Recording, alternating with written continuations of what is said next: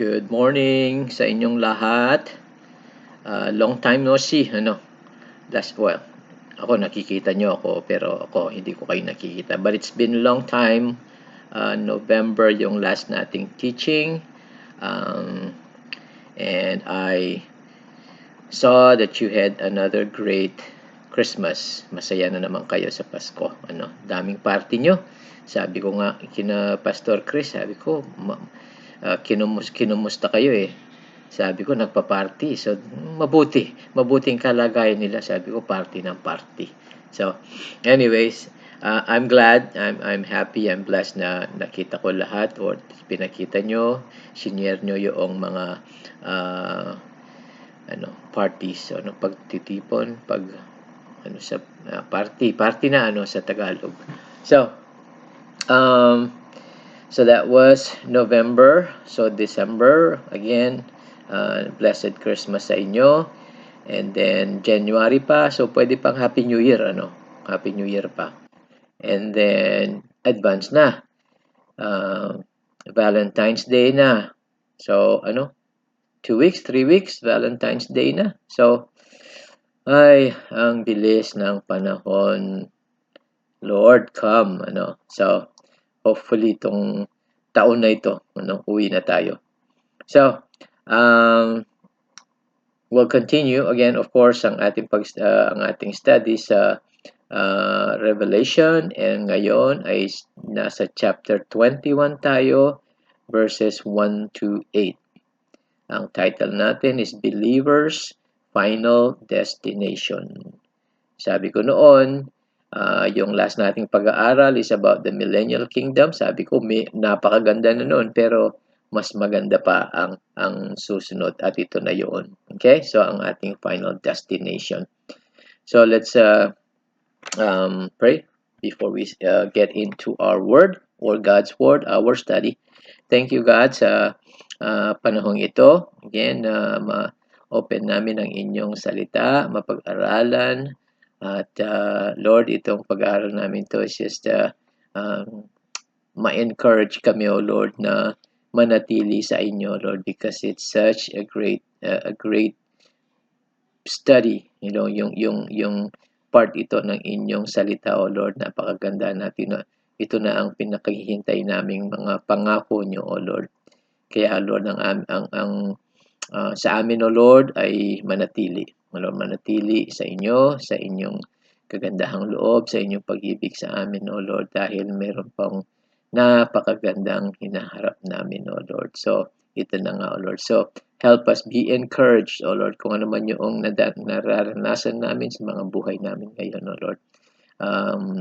Encourage us to your word, Lord, this morning. Thank you, God. We love you and we praise you. In Jesus' name.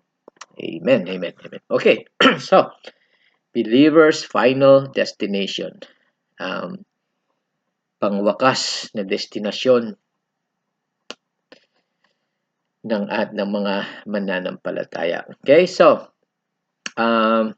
magiging, captain ako ngayon, okay? Captain ng isang eroplano. Kasi sa lahat ng nakapag-fly na ng plane o yung nakapunta sa ibang lugar, ano yung naririnig natin kapag nag-land na yung airplane doon sa destination natin, okay? Kay Amerika, kay Asia, Thailand, Malaysia, o kung ano man yung pinupuntahan natin. Ano ang sasabihin ng kapitan ng eroplano? We have arrived, right? We have arrived in our final destination. Welcome to Manila International Airport. Welcome to Clark. Welcome to LA, Los Angeles. Welcome, where enjoy your stay. Yun ang naririnig natin sa kapitan. So, yun ngayon, magiging kapitan nga ako. We have arrived in our final destination. At ano yun? Eternity. Ang buhay na walang hanggan na ipinangako ng ating Panginoon sa atin.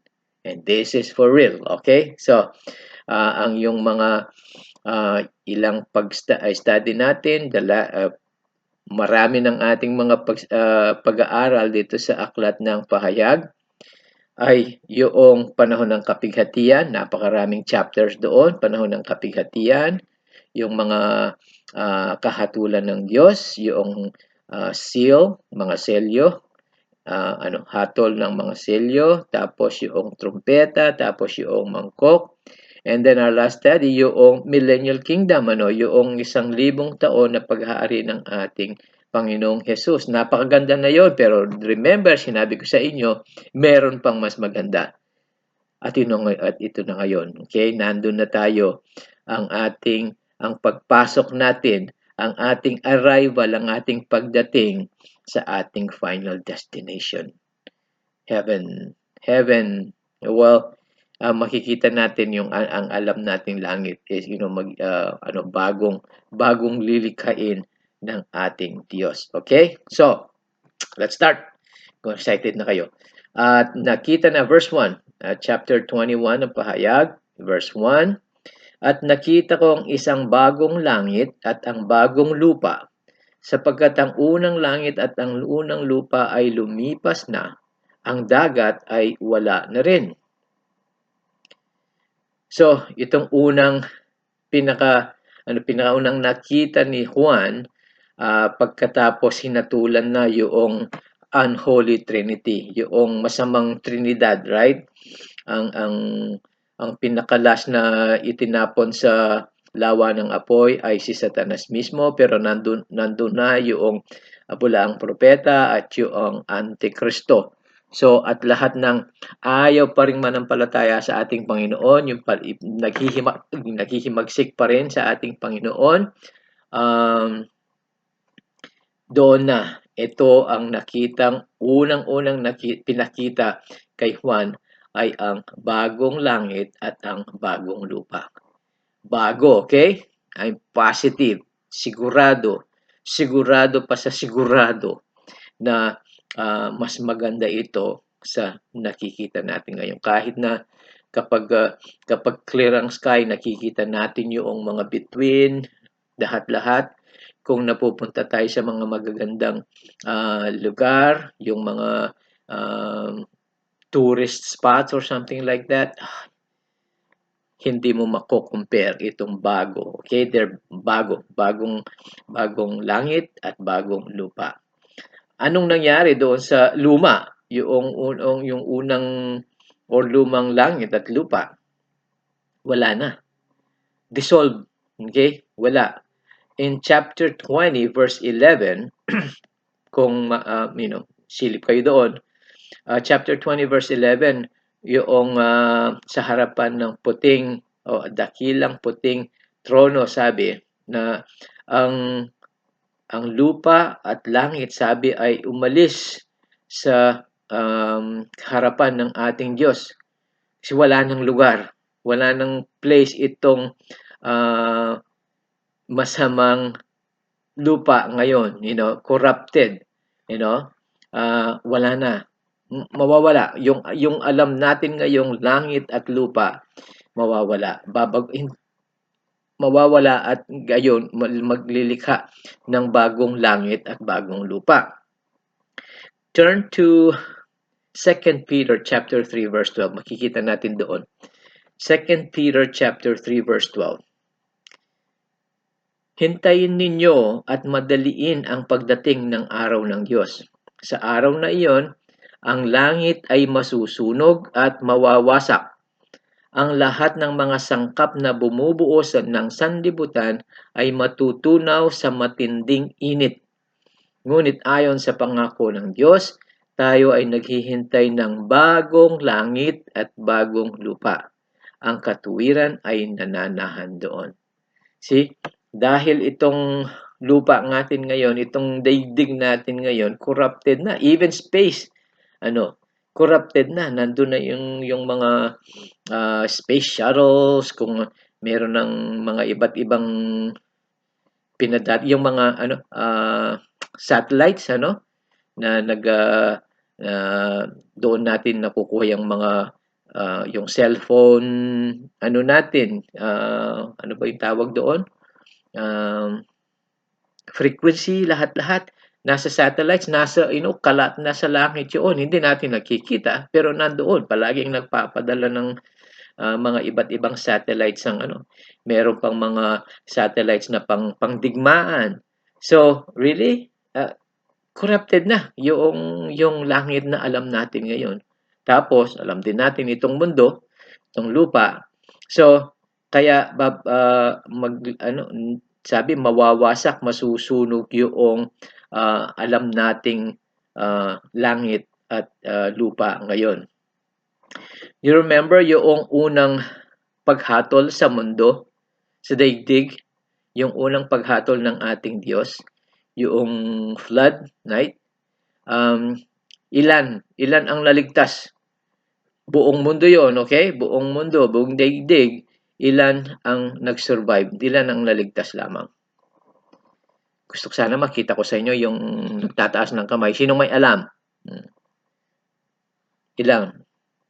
8 lamang. 8 lamang ang naligtas. Si Noah, at saka yung asawa niya, at saka yung 3 niyang anak, pati na yung asawa nila. So, 8. Sinong nakakuha? Sinong naka-answer ng correct? Okay, good. So, ang masama rin ang panahon noon, right? Violence and immorality, ang mga hindi nananampalataya sa Diyos, marami doon. It's same thing na ang panahon natin ngayon. Ngunit nga sila ay hinatulan ng tubig. Pero this time, it will be by fire. Apoy. Sa araw na iyon, ang langit ay masusunog at mawawasak. Okay? Ang lahat ng mga sangkap na bumubuo ng sanlibutan ay matutunaw sa matinding init. So, the earth and heaven that we now have are corrupt, impure, unclean, marumi, hindi malinis, hindi banal. So, when God appears, kapag lalabas ang ating Panginoon, ang ating Diyos, na sa kanyang puting trono, puti means purity, dalisay, Yun ang symbol ng white. Lahat ng bagay na hindi dalisay ay aalisin, wawasakin, sisirain. Itong heaven, sabi dito, mentioned here, yung bagong langit na sinasabi dito ay yung nakikita nga natin sa sky natin. Okay? Hindi ito ang heaven na tahanan ng ating Diyos. Hindi yun. Merong first heaven na tinatawag, yung atmosphere natin, yung kung saan ang mga ibon at yung mga eroplano na nakikita natin, right? That's the first heaven.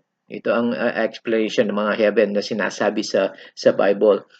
Unang heaven yun, yung nakikita natin, yung sky natin. And then the second heaven ay yung outer space.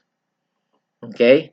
Yung mga, again, yung sinabi ko kanina, yung mga satellites, yung mga between, yung lahat noon, that's the outer space. And that's the second heaven, ikalawang langit yun. At mayroong sinasabing ikatlong langit na sinabi ni Pablo, nandun na paroon siya, third heaven, sabi.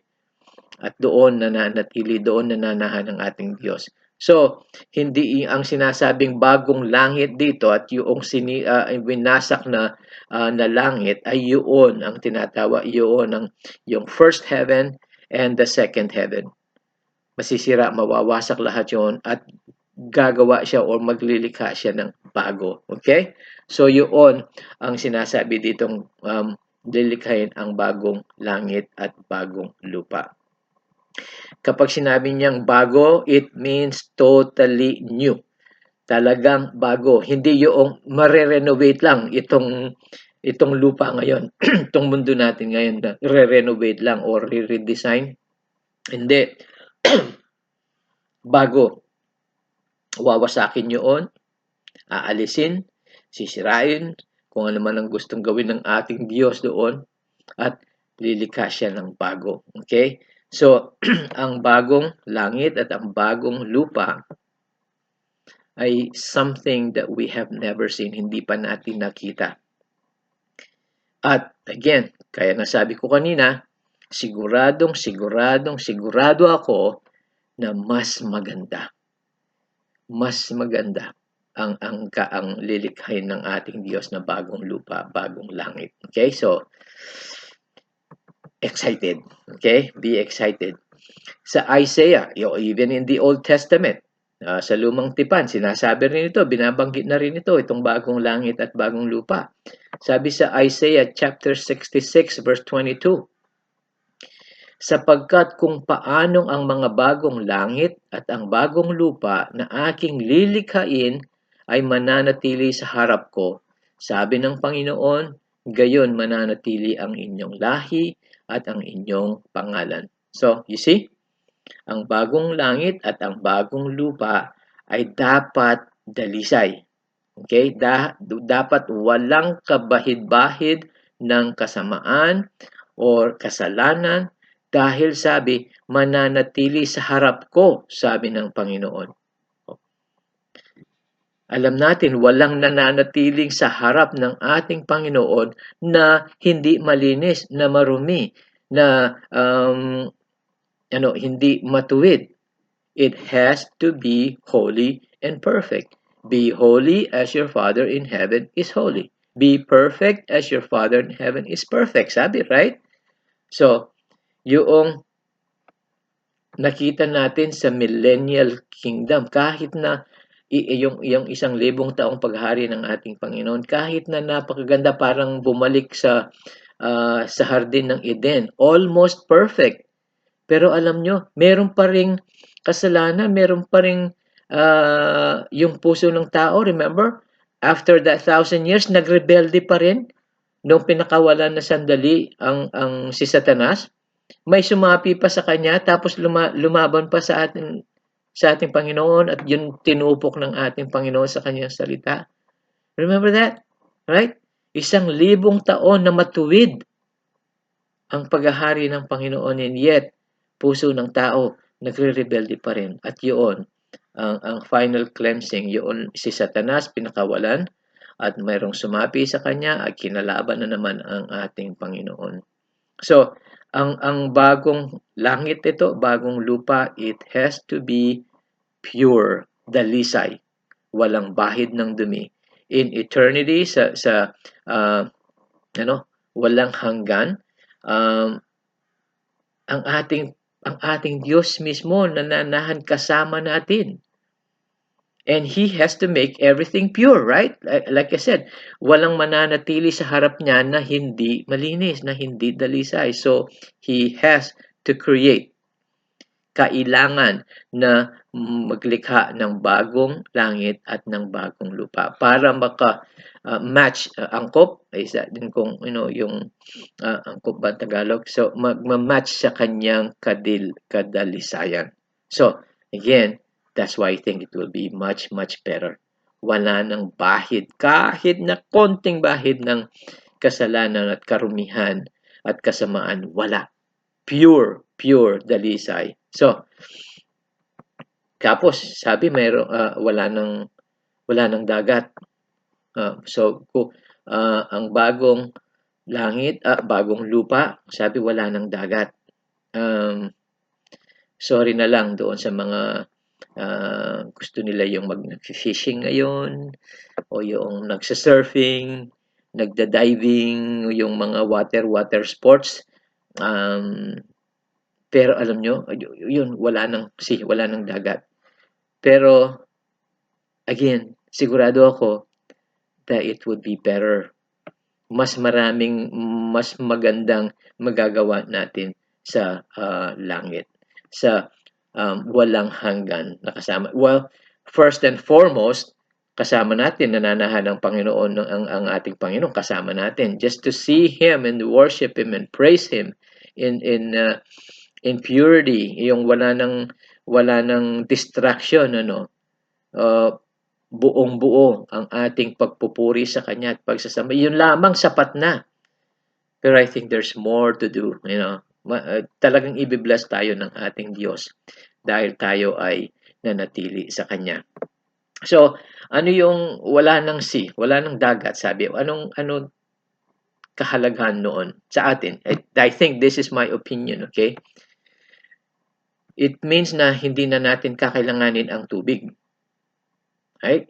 Kasi ang ating present, itong daigdig na mundo natin ngayon, water-based ang sistema natin. Okay? Everything surrounds or yung kabuhayan natin, we need water. Kailangan natin ang tubig. Kaya ang daigdig natin ngayon, the earth, 75% tubig. 25% lamang, I mean, general information, okay? 25% lamang ng ating daigdig ay lupa. 75% tubig. Doon nanggagaling ang ating iniinom na tubig na kailangan natin para mabuhay, right? Yung tubig, again, science, yung mga kabataan dyan, science, right? Yung tubig sa dagat, yun ang pumapaytaas sa langit. Tapos yung evaporation, tapos magiging ulap na mayroong tubig, at tapos yun ang ibubuhos sa lupa natin para again tayo ay mabuhay. Doon sa damo, maliit na damo hanggang sa pinakamalaking halaman, alam natin, kailangan ng tubig. Yung pinakamaliit na insekto hanggang sa tao, kailangan ang tubig. Right? Ang ating dugo, ang ating buhay yun. Alam nyo, 90% ng dugo natin ay tubig. Kaya pala ang ating laman, 65% ng ating laman, yung muscles natin, water. Hindi Coke, hindi juice, hindi iced tea, okay? Tubig. Kaya palagi natin, di ba, no? Drink plenty of water, drink plenty of water. Yung mga hindi na umiinom ng sapat na tubig, nagkakasakit, right? So, we need water to survive. Ang general rule na alam ko, ang tao makakasurvive kahit hindi kumakain, okay? Kahit walang pagkain, na 3 weeks, 3 linggo, kahit na hindi kumakain, mabubuhay ka pa rin. Sa 3rd week, doon ka na mamamatay. Alam nyo, kapag walang tubig, 3 araw lamang. 3 araw na walang tubig, patay na. Pagkain is 3 weeks. Ganoon kahalaga ang tubig sa ating pangangatawan, sa ating health, sa lahat-lahat. So, advice ko sa lahat sa inyo, drink plenty of water. Walang UTI. Ampo. At saka yung chips, yung maalat. O yan, naging tatay na naman ako. Yung maalat, konti-konti lamang, tapos maraming tubig para mahugasan yun. Alright. Okay, thank you. Okay, so, the new earth, pagbabago, wala ng tubig. So, yung pangangatawan natin, hindi nakakailanganin yung tubig. Dahil walang tubig. Okay? So, no more thirst. Hindi na tayo mauuhaw sa tubig. Bago na ang ating pangangatawan. Hindi na kakailanganin yun. Kahit na nagpapapawis tayo sa basketball, hindi na kailangan yung tubig. Ewan ko kung mayroong papawis lig doon sa langit. Pero it would be better kahit na wala. So, nakita na niya yung bagong langit at bagong lupa, at mayroon pang isang bagong makikita ni John sa verse 2. At akong si Juan, nakita ko ang banal na lungsod, ang bagong Jerusalem na bumababang mula sa Diyos na buhat sa langit. Ito ay inihanda na katulad ng isang babaeng ikakasal na ginayakan para sa kanyang magiging asawa. Kind of funny, kind of funny. Yung verse, at akong si Juan, sabi. Alam nyo kung ang last time na inintroduce ni Juan, ang tagasulat nito, right? Inintroduce ni Juan ang kanyang sarili, ay nasa chapter 1, verse 9 na. Chapter 1, verse 9, doon niya sinabing akong si Juan, itong nagsusulat dito. Chapter 21 na tayo. Tapos ngayon ipaalala sa atin, akong si Juan. Siya pa rin ang nagsusulat dito, hindi nag-iba, okay? So, sa lahat ng kanyang nakita, I mean, again, panahon ng kabigatian, uh, yung millennial, 1,000 taon, paghahari ng Diyos, lahat na nakalimutan na niyang introduce na ako pa rin ang nagsusulat, okay? So, ito, sinisigurado lamang sa atin, sa mga nagbabasa sa sulat niya, ako pa rin ang nagsusulat dito, okay? So, ito ang nakita niya uli, or bagong nakita niya, ang banal na lungsod, sabi, ang bagong Jerusalem na bumababa mula sa langit. So, again, bago, okay? Hindi ito yung Jerusalem na nasa Israel ngayon. Hindi itong Jerusalem ng Millennial Kingdom. Hindi, bago. Okay? So, sabi ang napakagandang description niya dito is katulad ng isang babaeng ikakasal na ginayakan para sa kanyang magiging asawa. Isn't that like the beautiful, one of the most beautiful things kapag yung kasalan tapos lumalabas yung asawang babae na nakaputi, which doon, right, sa natin dapat, again, symbol of purity, dalisay, sadly, nakakalungkot masabihin, hindi na ngayon, kahit minsan iba't ibang kulay na yung yung kanilang traje de boda. Traje de boda ba yun? It's just different from before. Puti, virgin pa yung babae, dalisay, again, that's the symbol of it, yung puting damit. Ito ang itinutulad sa bagong Jerusalem ay parang babaeng ikakasal na ginayakan para sa kanyang magiging asawa. So, ang ganda, So, bagong Jerusalem, dito tayo mananahan. Okay? Dito ang ating bagong tahanan. Kung maano natin ito, parang capital city ng langit. Just to compare it, the last part describes yung ang sinasabing parang asawang babae na ginayakan. Sabi sa in John chapter 14 verses 2 and 3. Okay?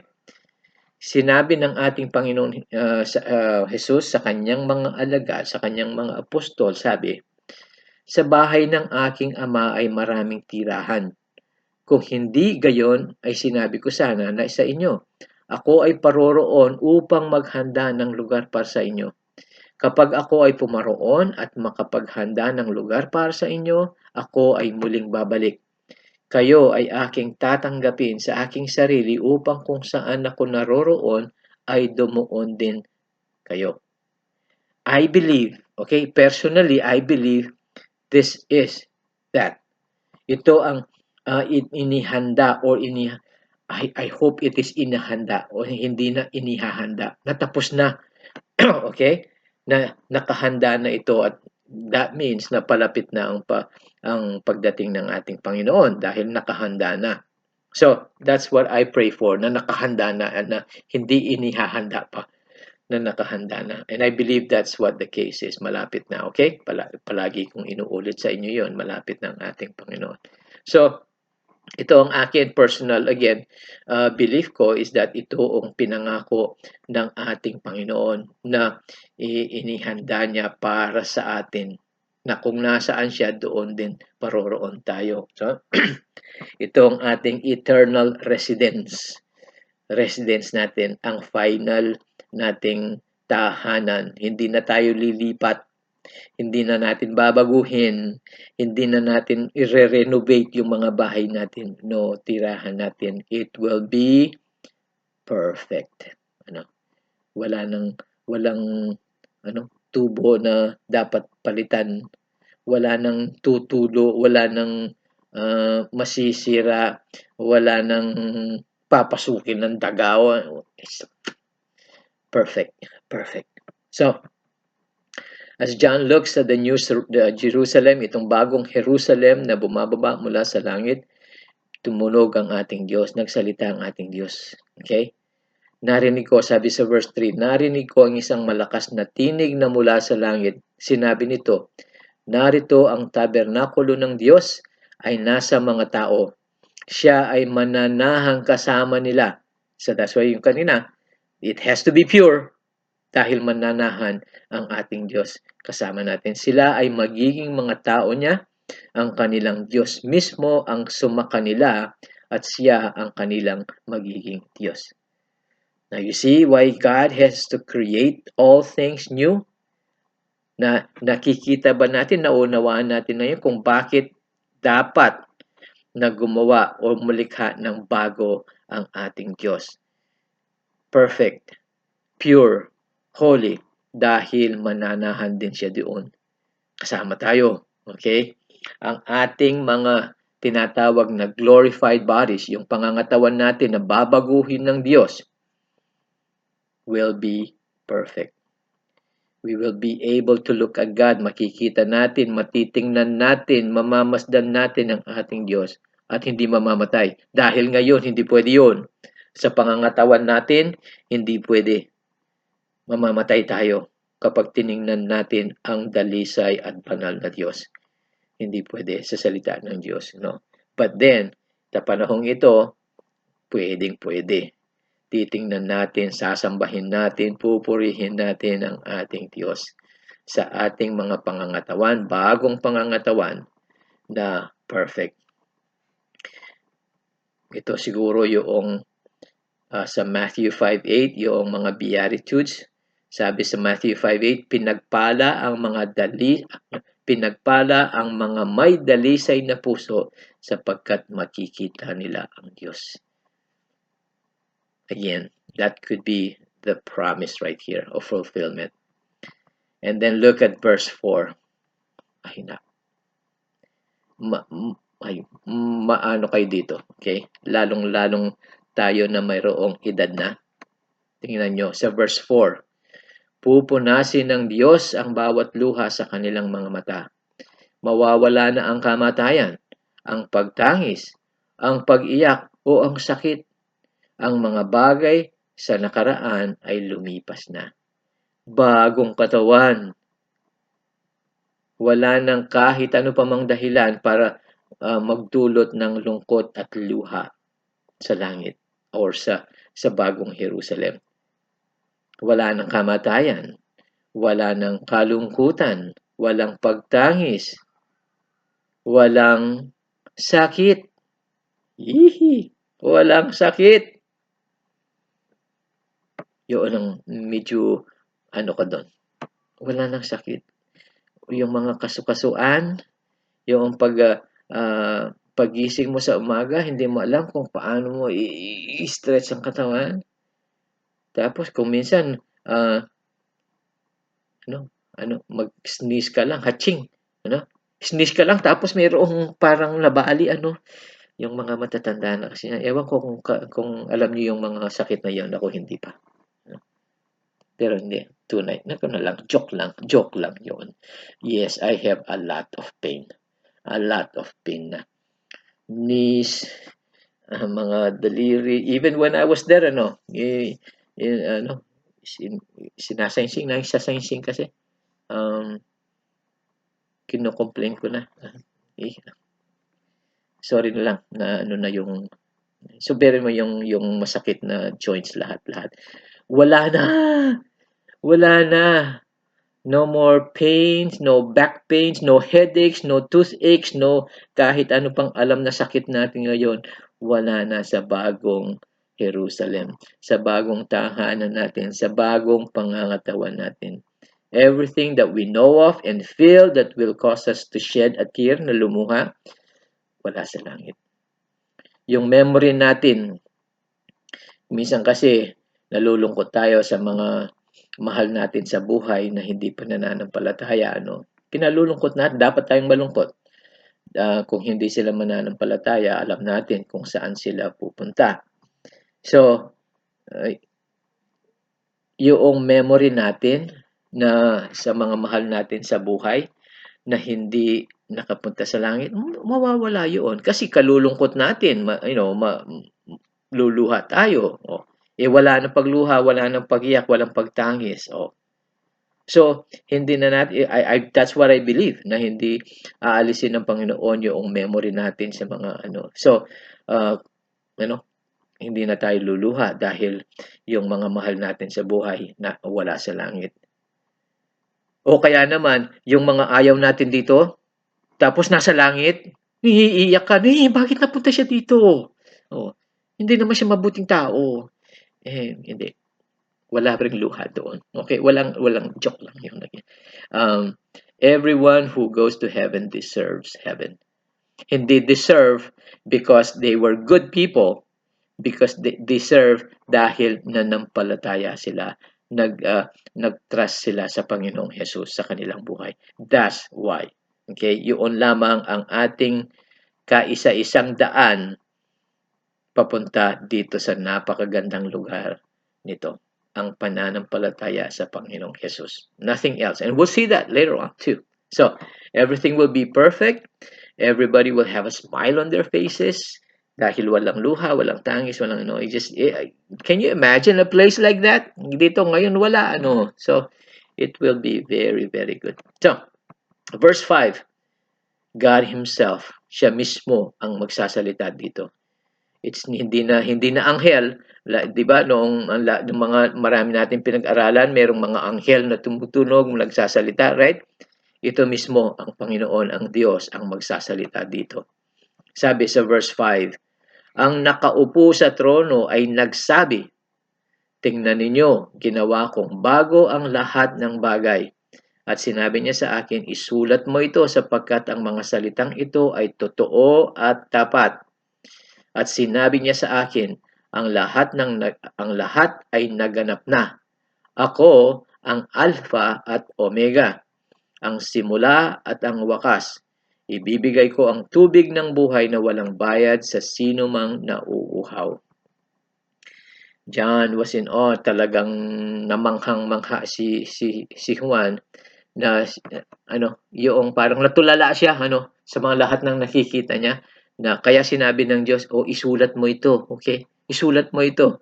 So, parang tinulak lang konti ang ating Diyos. Isulat mo ito dahil maganda ito, dahil ito ay totoo at tapat. So, yun, siguro nga natulala na si Juan dito. So, notice again yung description na sabi, ang nakaupo sa trono ay nagsabi. Pero sabi niya, siya ang Alpha, ang Omega, siya ang simula at ang wakas. Sinong alam natin yun? Si Jesus, Right? Si Jesus mismo yun. So God and Jesus are one. Lahat, buong Bible, it teaches that Jesus is God. Kung sino man ang nagsasabi sa inyo diyan na hindi Diyos ang ating Panginoong Jesus, it's a lie. Okay?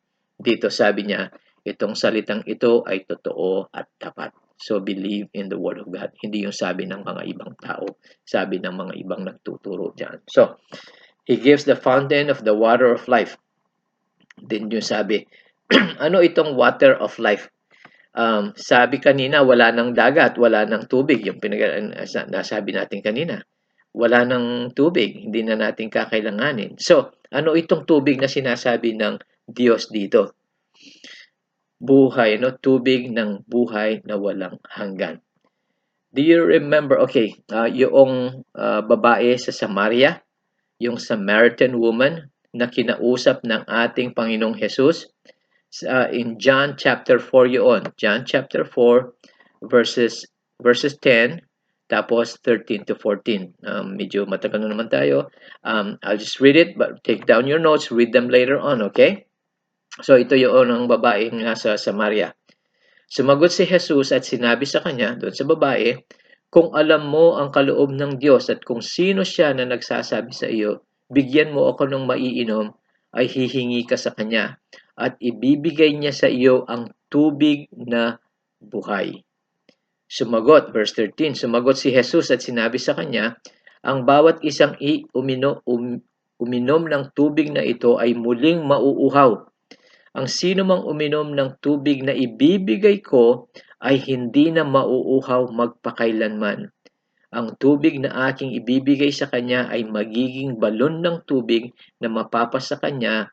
Ito ay bubukal sa buhay na walang hanggan. It's the words of Jesus. The water of the word of Jesus which brings eternal life. Ito ang tubig na sinasabi dito. At tingnan nyo, kung kanino ibibigay itong tubig na ito? Yung mga nagnanasa sa tubig na ito. Yung hinihingi nila itong tubig na ito. Yung alam nila na kailangan nila itong tubig na ito. Ang salita ng ating Diyos, ang ating Panginoon mismo. So that's the water of life here. Okay? So, sila lamang na nauuhaw. Sila lamang na nauuhaw sa ating Panginoon Diyos.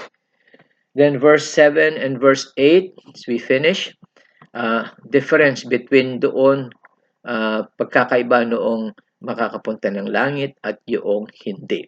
Okay? Verse 7, ang magtatagumpay ay magmamana ng lahat ng bagay. Ako ay kanyang magiging Diyos at siya ay magiging anak ko.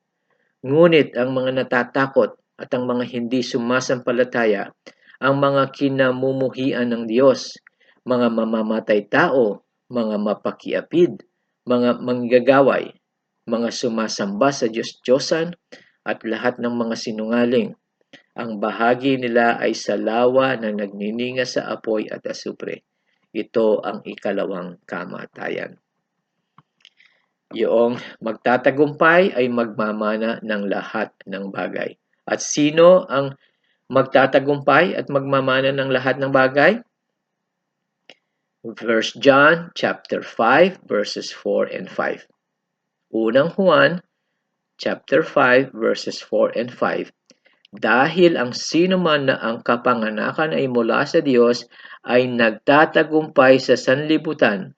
At ito ang pagtatagumpay na dumadaig sa sanlibutan, ang ating pananampalataya. Sino ang nagtatagumpay sa sanlibutan? Hindi ba ang sumasampalataya na si Jesus ang anak ng Diyos? See? Again, it's all about faith. Pananampalataya sa Panginoong Jesus. Tunay, hindi peke. Faith in Jesus alone saves us. Sa Kanya lamang. It's the message. Ito ang mensahe ng buhay na walang hanggan throughout history.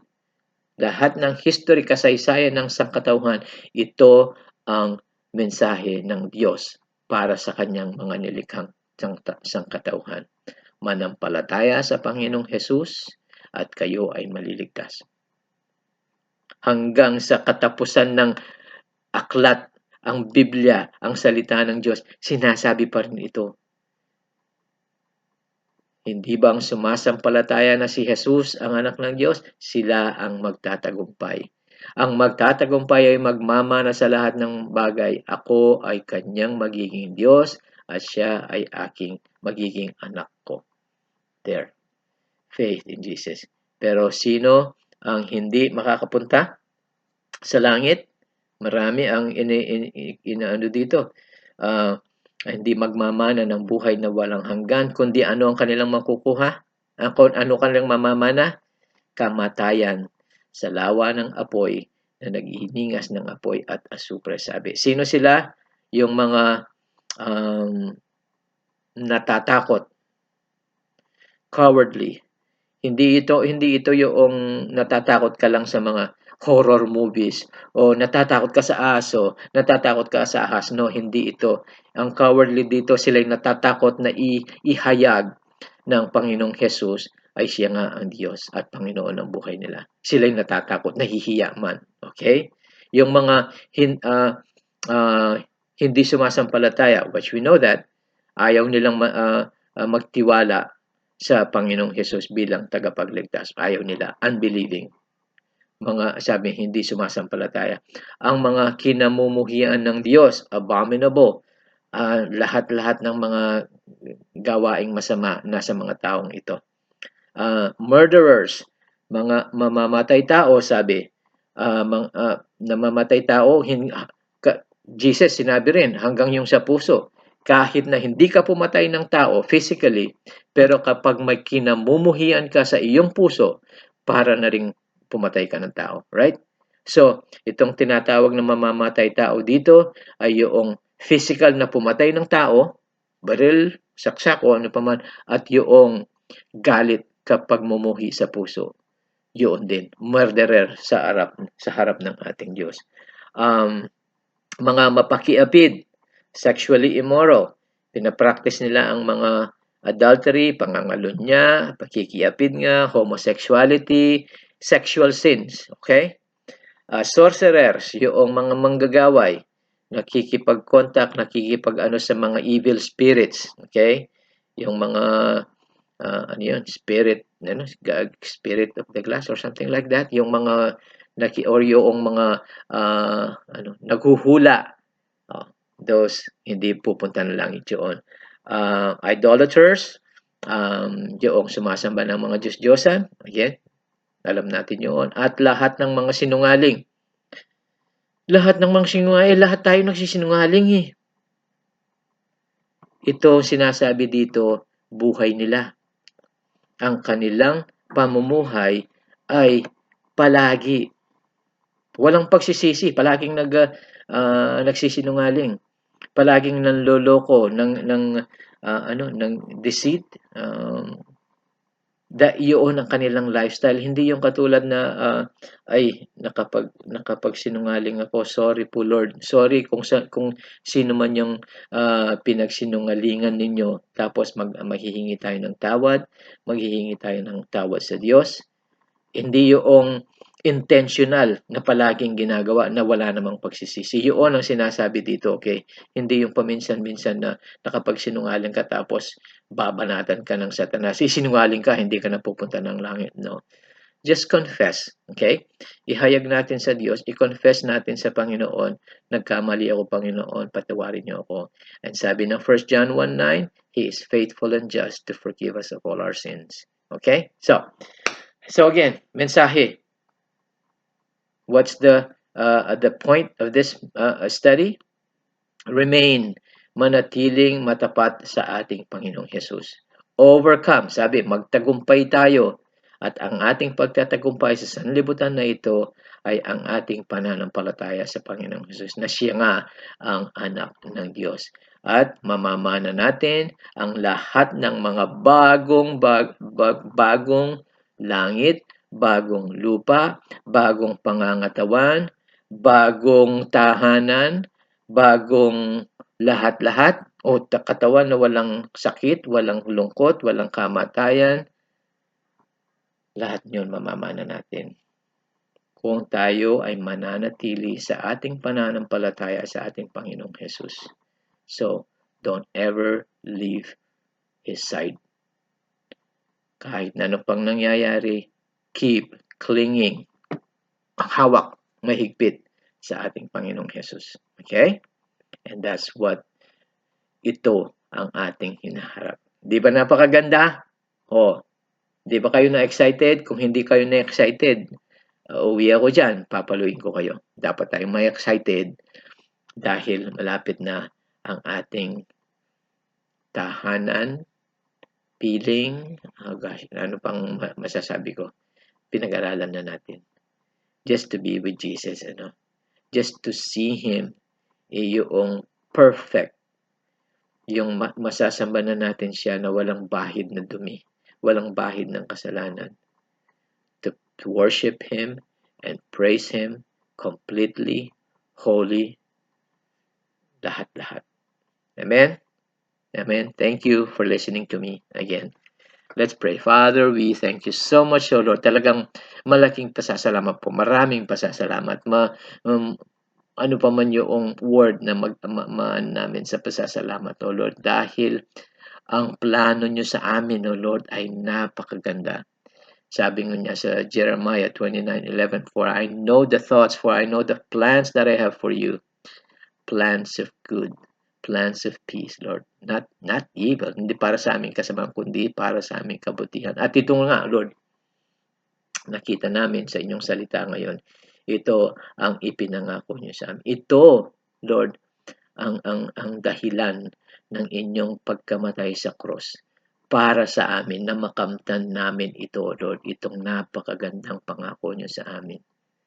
So, salamat po, Diyos. Maraming salamat po, Diyos, sa inyong kabutihan sa amin, sa inyong kagandahang loob, sa inyong grace sa amin, Lord. Hindi namin kailan pa man, Lord, hindi namin uh, dinideserve ito, Lord. Ngunit kayo ay napakabuting Diyos, O Lord, na kahit kami ganito, Lord, kahit kami natitiso at nagkakasala pa rin, O Lord, ngunit dahil kayo ay mabuti, ibibigay niyo sa amin ito. Dahil ang inyong salita ay tapat at totoo. So we thank you for your word. We thank you for your promises. And we pray once again, O Lord, that you would come soon. In Jesus' name, amen. Amen. All right. Thank you so much. Next time would be after Valentine's Day na.